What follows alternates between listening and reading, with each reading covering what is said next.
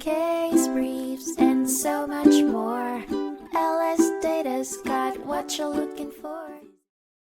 In a fascinating case heard by the Supreme Court of South Carolina in 1938, Montgomery v. National Convoy and Trucking Co., responsibility was sharply put under the microscope.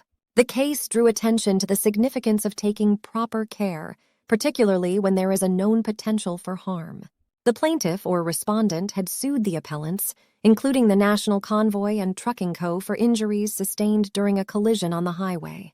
The appellants' trucks, operated under hazardous weather conditions, had blocked the highway. It ignited a debate about who is responsible for taking due care in such circumstances.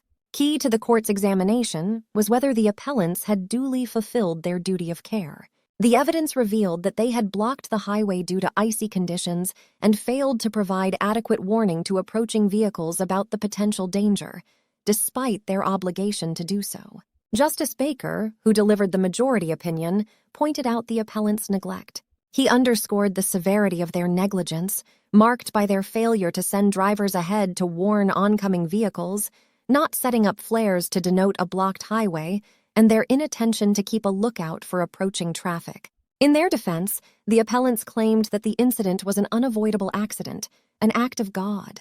They also raised the issue of contributory negligence on behalf of the respondent. In a groundbreaking decision, the South Carolina Supreme Court upheld the lower court's judgment against the National Convoy and Trucking Company. Despite their truck not physically blocking the lane, the court held them as responsible as their co-appellant for the collision due to their failure to provide a warning. The court declared that the appellant's negligence was the cause of the injuries sustained by the respondent, thereby overturning any argument of the respondent's fault.